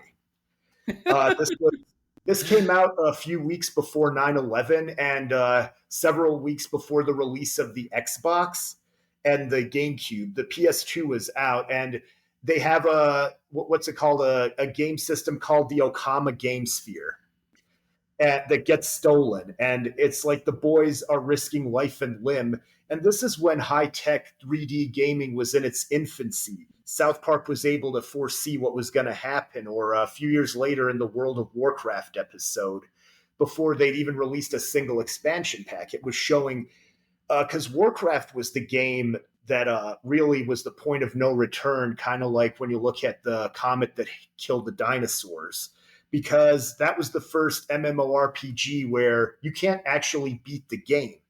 It never ends. There's just mission after mission, and every 2 years they build an expansion pack, which makes the universe even bigger. And you have people who live their whole lives in this imaginary universe. Warcraft is just one example. Now there's hundreds more. And it's almost as if they're really in the Matrix themselves. And they're telling you to take the red pill. Buddy, you first. Get off that system. And The Simpsons did a great job. I mean, there's probably 2 or 3 dozen Simpson predictions Mm-hmm. which were stunningly bang on point. And Oh, you need that satire and that over the top to mhm. really be able to reach and get yourself out of the box, the comfortable point of Mhm. view, And to I be think able to really Simpsons, call the shots as they're happening and will happen. the Simpsons did that. Oh yeah, because they've been exploring the human condition since April of 1987 when they were short on the Tracy Ullman show when Fox had just launched. And unfortunately, The Simpsons would ultimately lead us to Fox News because they're the show that allowed Fox to remain competitive at a time when, cable was not a big thing yet. But during that little window of time, CBS, after Jefferson's and Archie Bunker and MASH ended, CBS, Norman Lear had basically been that entire network. And the quality of their shows started to decline. They had like Murder She Wrote. That's the show I watched at Grandma's house. And and Simpsons, after season 2, they were on Thursday. Fox took a big risk airing it at the same time as Cosby Show so they could compete with NBC. And it actually paid off because Cosby ended 2 years later. Simpsons kept going, and in a few years, we got Fox News, of course. Yeah, you're a wealth of these historical connections, Yep. and you've brought to life many of these for me that have really got me thinking about even broader trends. Like you connected Trump with Ozzy when Mm-hmm. you mentioned how Ozzy was the great granddaddy of reality TV, which Celebrity now. just like your analog now precipitated The Apprentice, which Yep. got the boy in the White House. Yes. So you mentioned blaming Ozzy for Donald Trump, and I pulled your idea. I wrote a blog and I did a podcast, and I think it's just so astute and interesting that these forces bump and grind and generate each other, They sometimes in the most do indeed. unlikely ways. And if you also look at what's real interesting in regard to Fox News and The Simpsons and Fox is, I don't know if you remember the episode Homer's Enemy with Frank Grimes, that guy with the bad haircut who gets hired at the power plant and he's had everything hard in life while Homer just sits around all lazy and whatnot. And what I ended up learning later on was that that is actually how a lot of the work world is. I've broken that news to a couple of my buddies who work at Jewel as stockmen, and I say, look, you guys do a lot more work than me. So I'm not going to pretend that I can do your job either. It's just someone has to do it. And Frank Grimes, was supposed to be based off of Michael Douglas's character in Falling Down, which was from '93, and which is a movie where, well, you've seen it. He's an unemployed defense contractor trying to visit his wife and daughter, who he's not allowed to see, so he's already breaking the law. And he goes on a rampage, which starts with him arguing with the Korean grocery clerk who won't give him change for a payphone, and he steals his baseball bat. Then he encounters a couple of young Mexican American males, attacks them with the baseball bat, steals their knife. And then later he gets his hands on more and more. It just becomes a rampage. And Frank Grimes was a parody of that. And what was really odd was I read a review from 2013 on the movie Falling Down. And the author argued, I'd say very well, I'm almost convinced that that movie might have inspired Rupert Murdoch to start Fox News, because what you got here is a white all-American male, William Foster. He's lost his dream. He's lost his wife, his kid, his home, his car, and he's angry at everyone, at immigrants. He's angry at the rich assholes at the golf course. And Rupert Murdoch, who's Australian, by the way, a country where debates that still rage between left and right here were long ago settled on the left, was probably eating his Barangaroo meat pie and thinking, I bet there's a lot of white men like this in America, just like this guy. They're very close to snapping, and I bet I could make a network that would get them angry and get them to watch more. Good And I accent. can see that. That's Oh, thank you. Yeah. Yeah, you do good accents too. In addition to being this tumultuous weltering of information that isn't distended and random, but it's all connected together strategically to show Mm-hmm. these hidden connections, which most people miss. A So lot that's of pretty good. times people do miss. They say, what does that have to do with anything? Well, let me explain. So that all said, where do you think it's going? In my book, just to cite that again, uh, I make predictions based on these characters that I brought to life. So I see the Gen male as going full Fazuli, Mm-hmm. and I see the Gen female as getting even better at what they're already great at, and I see the Zoomer male just trying to sabotage whatever whatever the female's doing. Up to now, it's been self sabotage. And Yes. I think the future of this, at least the short to medium term future of the self victimized incel Zoomer male, Mm-hmm. is to just go apeshit Yes. and to kind of let it out hedonistically. Now, not necessarily, my character is not misogynist and he's not a sociopath. He's just a narcissist and a hedonist. And I did that deliberately too, so that he shows vulnerability and he's an empathetic, likable character. But Mm-hmm. but I was also making a statement that there's hope in all of this tragic inceldom. That Mm-hmm. if guys can just crawl out of themselves and express themselves a little bit, it's going to be a mess and their own worst qualities are going to again shine. But at least we could reach a new state of equilibrium, or at least a level of interaction which will be more interesting and dynamic than this binary breakdown between the genders, which is just becoming increasingly more dysfunctional. So my hope in all this is that guys will still be shitty, but they'll be shitty in a way that's a lot more fun and engaging. And I think women, these achieving women who are so successful and so good at everything, might get turned on by that. Well, they're not turned on by an incel, okay? But they might be turned on by a guy who finally just snaps and lets it out. And in that energy there could be benefit. And I'm going beyond just the heterosexual paradigm here. Same Mm-hmm. rules apply, gay, trans, whatever.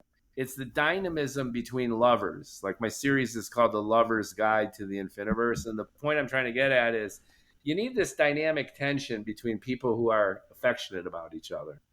And it's this complementary set of opposites. And maybe the hope for the future is that each side just lets it out, and in a yin yang kind of way they could mesh together Mm-hmm. in a way that might still be combative and chaotic and explosive and even destructive, but at least somebody is gonna get laid. Sooner or later, yes. I mean, you know, I've like the one quote that I've lived my life by is spoken by R. Lee Ermey in Full Metal Jacket, improvised, by the way. Kubrick let him improvise all his own lines for that movie. Where he says, Private Joker is sickly and he's ignorant, but he's got guts, and guts is enough. Right. Another great accent, another great line, and another great habit where Peter Sellers was the cowboy in Doctor Strangelove. He played the Mm-hmm. president. He played Colonel, the RAF Colonel, Yep. and he played Doctor Strangelove. And in the original setup, he played four characters. He played the cowboy who rides the hydrogen bomb into World War III to Mm-hmm. destroy humanity, and it wasn't working. There's dailies that are somewhere that would be wonderful to see of Peter Sellers actually sitting on the bomb like it's a horse, and Mm-hmm. he's catcalling like Slim Pickens ended up doing. So then Kubrick, I think similar thing happened. He brought in Slim Pickens to try to work on Peter Sellers' accent. And he realized Slim Pickens is the real deal. He's a real cowboy. And it was just brilliant. I mean, that's one of the best best acting, non-acting jobs ever in film. And the same rules apply to the drill instructor in Full Metal Jacket. It's that guy's a real drill instructor. Mm-hmm. Like, why fake it? Best actors are from the heart and they're genuine to themselves anyway. So why Mm-hmm. method act? Just bring in a drill sergeant if you need a drill sergeant. Bring in a cowboy if you want a cowboy. Call it a day. It's And kind what of was fun. interesting about it, though, is also, that movie is in itself anti-war, but it got R. Lee Ermey noticed. In fact, he was only a staff sergeant when he left the Marines in '72. In the movie, he's a gunnery sergeant, but when the movie was over, the Marine Corps made him an honorary gunnery sergeant, even though he'd been retired. Yeah, and also Vin Diesel is in the movie. No. Wait. I'm mixing this up. Vin Diesel's in Saving Private Ryan, right? I mixed that up. Yep. That was Vin's break, Matthew right? Modine. Yeah. But I am accurate though that the wonderful book Dispatches. I don't know if you've ever read that. The book on Vietnam. I think it's Peter Herr wrote that.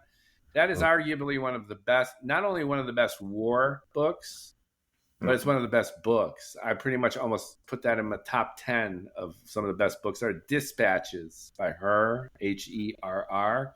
And a lot of the dialogue in Full Metal Jacket came straight from Dispatches. And I think Herr acted as a supervisor for the script or some shit. I don't know. But I think Kubrick, just to talk about Full Metal Jacket, I think it was a movie that kind of bombed. The first half of the movie with the drill sergeant and everything, everyone loved. And everyone hated the second half because it shifted into urban warfare. And the ending was seen as the most anticlimactic finale of any film in memory, because the big revelation was the sniper who was taking out, spoiler alert, the sniper who was taking out the company was female. Yes. And I think Kubrick's point was that one of the key drivers of war and men killing each other is sex, is jealousy, is the gender war. Like going back to my book, so Kubrick thought that would be so powerful, right? Because in concept it is, but it's like you watch Chinatown now, right? And a dude is fucking his daughter. That's like Jerry Springer. You know what I mean? Our society has reached the point where it's like Jane's Addiction, right? That album, Nothing's Shocking. Like our standards have shifted to the point where art has a harder and harder time getting the emotional response required to make an artist's point. How are you going to fucking do that? And especially '70s cinema, I think, which I guess you can say The Graduate was the movie that kind of broke the mold and easy. And that was so shocking. Mrs. Robinson's there, and it's kind of implied she's kind of topless, she's kind of naked, you don't see her body. It was well directed, where you're seeing Dustin Hoffman's shocked face, and you need to use your imagination that there's the professorial MILF ready to go with Dusty. But now it's laughable. You watch that shit now, and it's like it's a relic. Oh yeah, and if you watch '70s, a lot of '70s cinema was just so dark. The French Connection, Godfather, Chinatown, Mean Street, Deer Hunter, Warriors Come Out and Play. Yeah, that's a great point. Yeah, it was very, very doom and gloom, very moody. And New York then was dangerous. You can't go to Central Park after night, Times Square with hookers and heroin addicts, and these multi-zillion-dollar pieces of real estate now were like literally a wasteland. And that was kind of the symbolic rot of America post hippie bullshit, right? So you had the polarization you have now, and Hollywood tapped into it. And part of the catharsis, I think, was these super doom and gloomy movies, which were the ones winning the Oscars and everyone was watching, right? Oh yeah, indeed. Even if you look now you got fluff, you got Lilo and Stitch. I know. We're just getting remakes and whatnot nowadays, and these awful Avengers movies that are just like, I mean, I like Black Panther. That's the one movie in that series that I'd say is a great movie.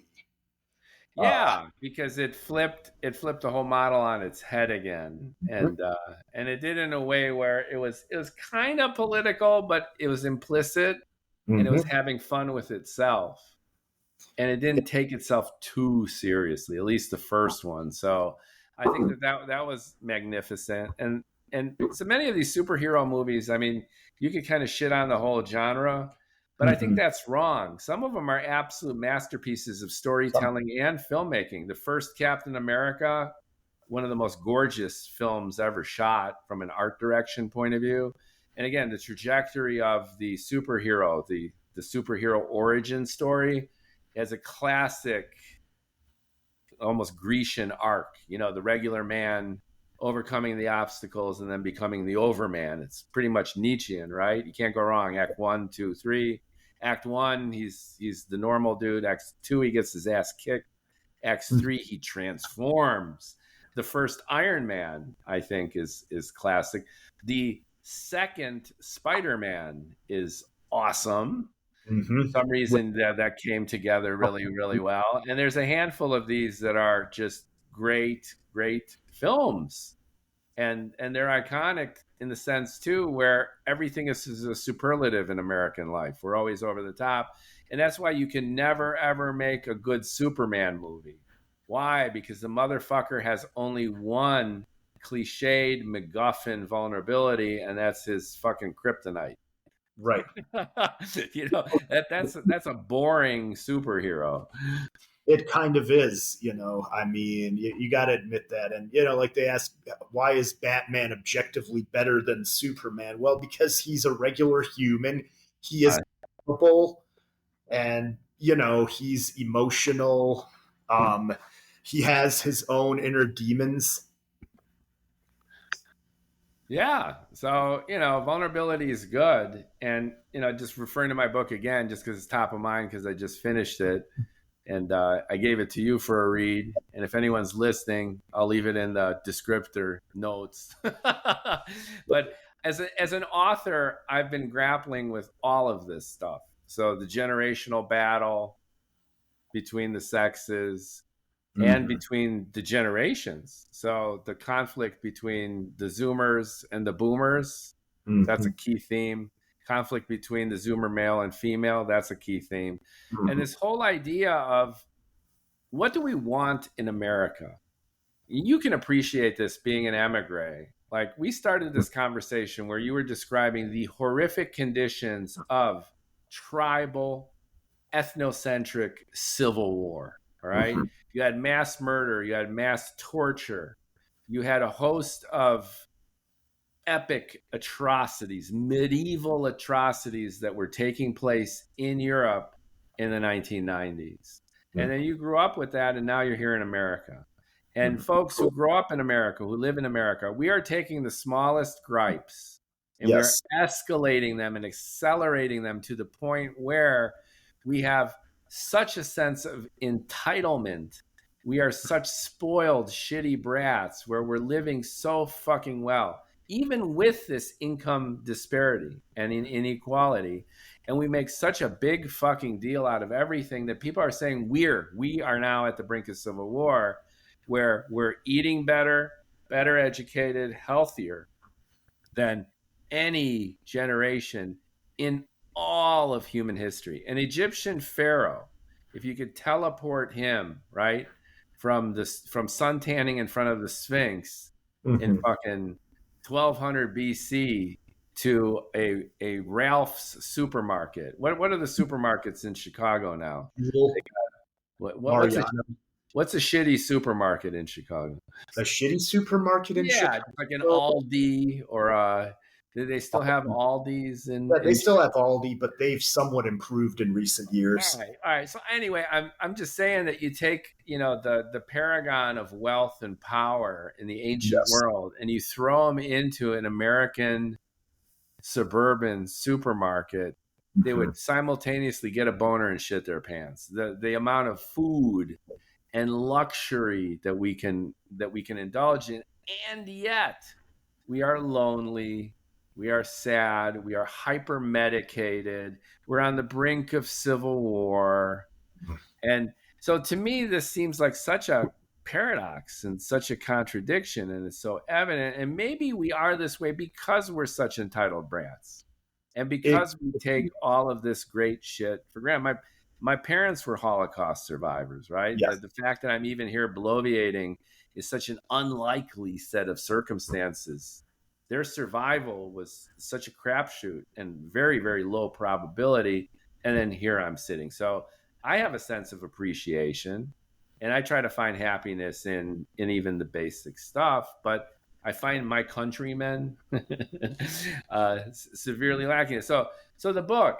So I thought about this, and then I put it within the context of what if a multiverse really exists? All right, and what if this dude, by want of circumstance, his own idiocy, actually makes one?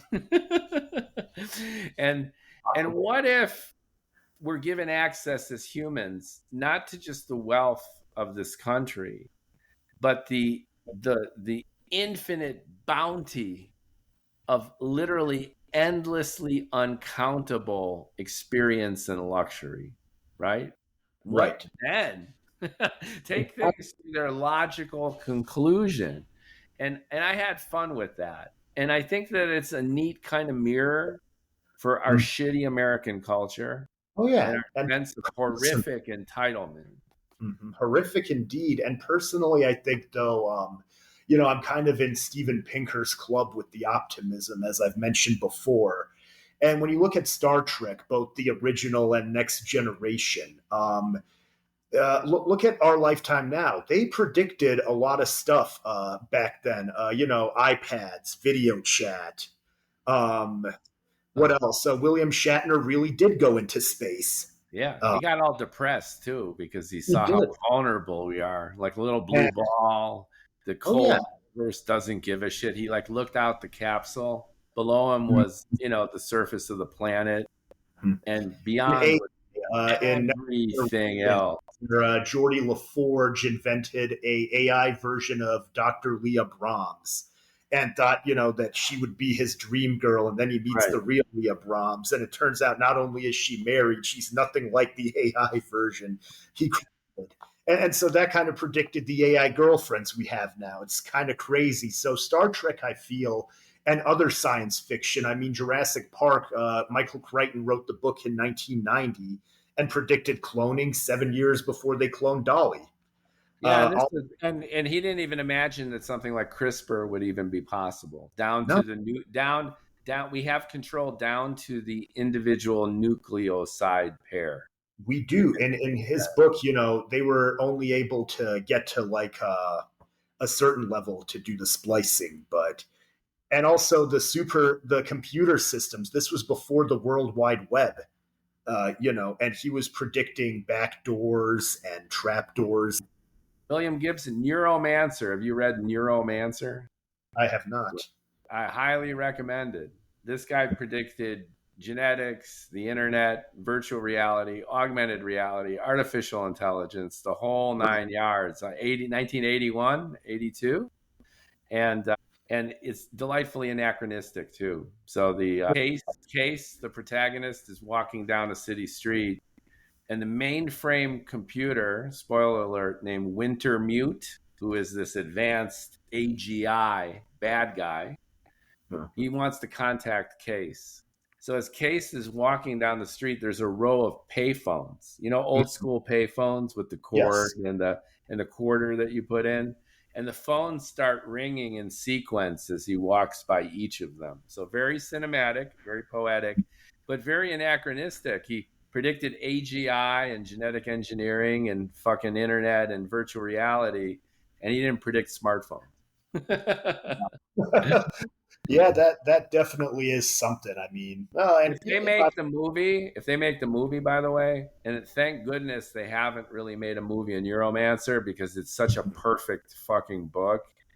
But if they do, if they don't keep that scene, that anachronistic scene with the payphones and the AGI calling the protagonist, I am going to walk out of the theater and I'm going to send emails.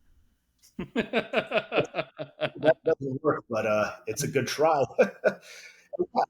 Personally, where I think we're headed for is, we're headed for, I mean, I don't think we'll ever have a world where we've eliminated money per se, but probably a more egalitarian society. And if you look at a lot of these guys now, they're not dating, they're not having children. But the good thing about it is, do we really need those genes to keep going? Maybe it's time to just let it die naturally. And in the meantime, let them plug into the matrix. Unfortunately, it messes with the political system, of course. That's the part we need to figure out. Because, of course, dudes like that, want abortion outlawed, anything to give them more power, give them back the power and punish the women who had nothing to do with their misfortune. It was all your fault. Yeah, full circle, right? I cover crypto a little bit in my novel too, because it's this idea of, the fintech, the decentralized money. And it's again this never land between digital and analog. And to your point, look what happened to crypto. Like FTX crashed, took the crypto market with it. And only 2-3 years later, you've got the president of the United States having his own stablecoin company with bullshit tokens, which are just as bullshit as FTX's tokens were, right? And then you got stablecoin is now regulated and legit. And then you had the Genius Act as well, which brought transactional regulation to crypto in general. So full 180, and that opens up the doors to this digitization of reality in a way that's inexorable. One idea is that the Fermi paradox is solved. Where are all the aliens? If they're aliens, they should be all over. Is that Yes. they never bother to travel physically. Why? It's so hard. Like a light year is 6,000 billion miles. That's one light year. The closest star is 4. Right? That's a hard journey to make. Yes. Maybe it's actually physically impossible for physical matter to be energized to go near light speed, which would be Because I necessary think to if do you this. go at light speed, you will become light. Yeah, or even you might turn into Swiss cheese. What the fuck is this dark matter stuff? We don't know what it is. Maybe if you're accelerated to 0.5, 0.75 C, the dark matter turns you into Swiss cheese because there's no way to create a shield to protect the ship, because it doesn't respond to any force of nature except the weak force and gravity. So it's going to just turn you into Swiss cheese. Maybe it's just impossible. I don't know. But anyway, another solution to the Fermi paradox, where are all the aliens, is they don't bother at all, because to your point, they eventually digitize themselves, their own consciousness. And then maybe they could just create awesome simulations. They plug their fucking head into their own matrix, and then you could have the multiverse, the infinite. That's going to be a theme in my spoiler alert, my next few books in the series, where why journey out? Why be physically manifest at all? It's a pain in the ass. Be a brain in a box. A brain, yeah, very much be a brain in a box. I mean, if you think about the Matrix, really, that was a fair compromise. If you watch the Animatrix, which explains what happened with the machines and the humans, and the machines were like, okay, we can't get along, so we'll put you guys in pods and you can go live in your fantasy world while yeah, and then disgracefully just use them as batteries, right? Like they can't,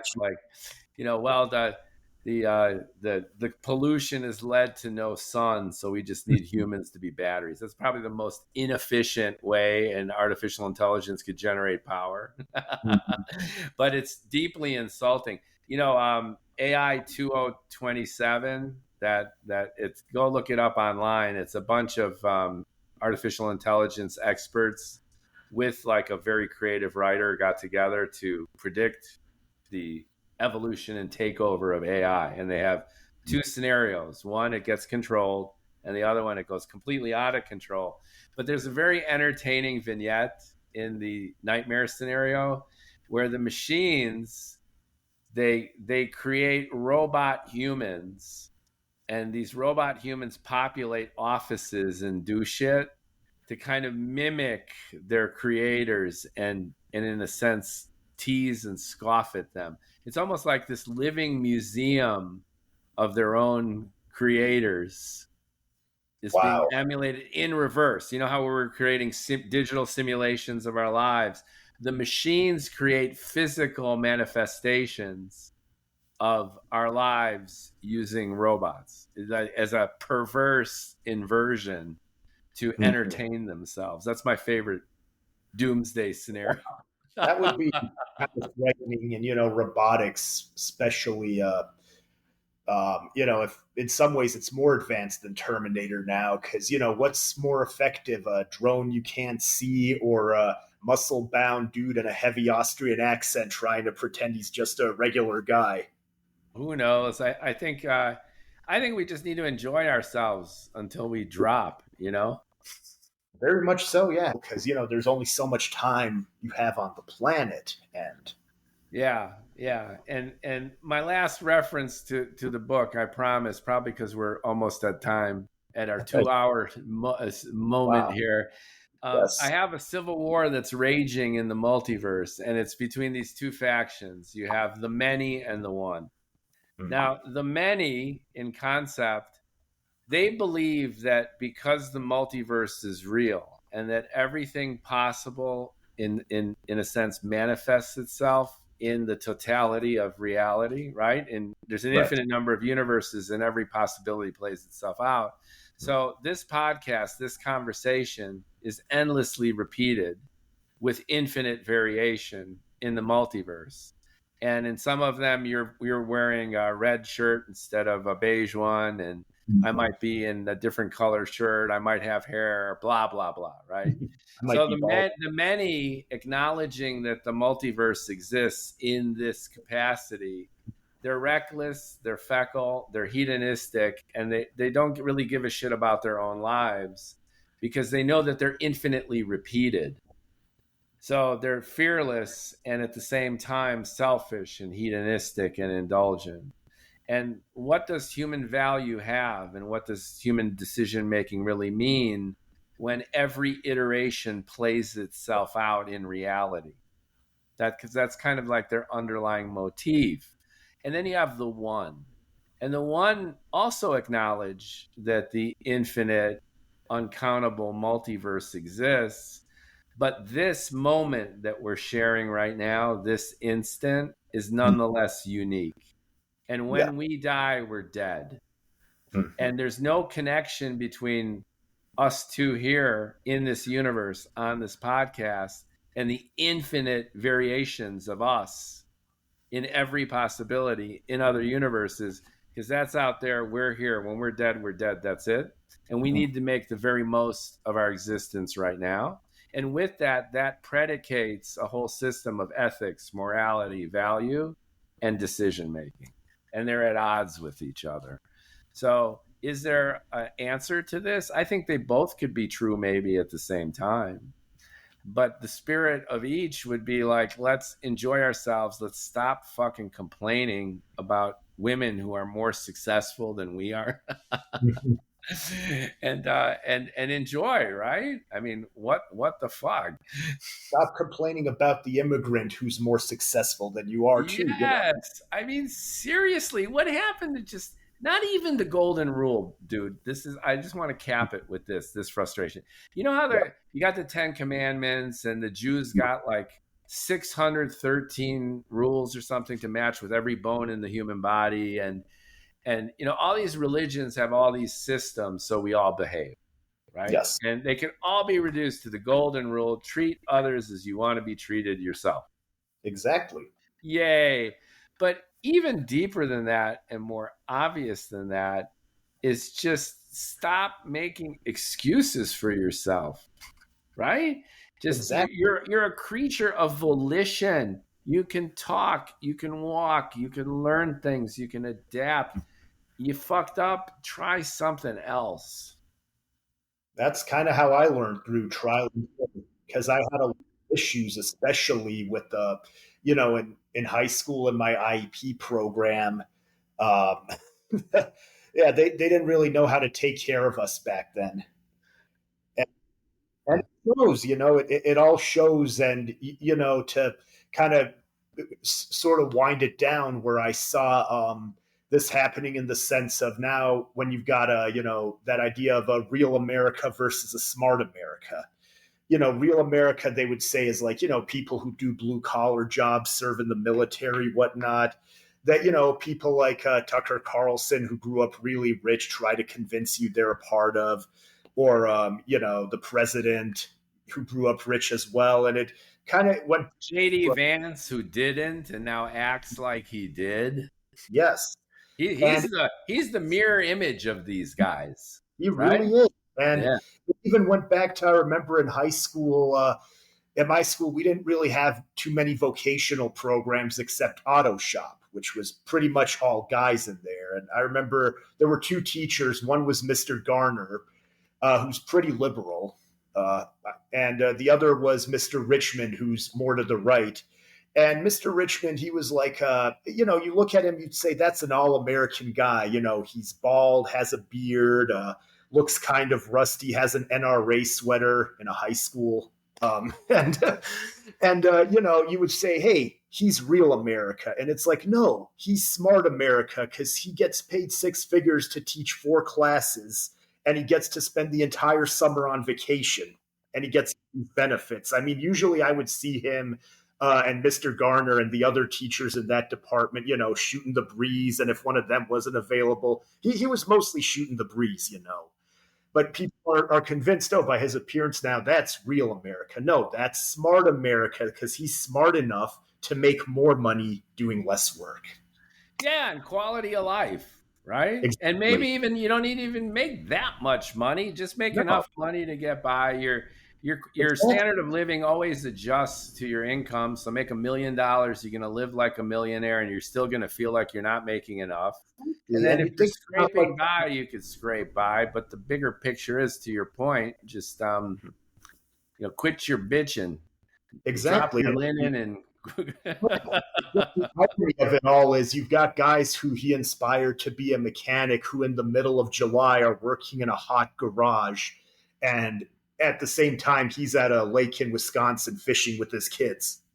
So choose wisely. Choose wisely, because if you make a poor decisions beget more poor decisions. Then you become angry. And then, you look for people to blame. Someone's got to be the scapegoat because it couldn't be me. Well, yeah, you're looking for the guy who ruined your life. Okay, go to the mirror. There he is. Unless, of course, you're a vampire. Then I'll invite you to the next event.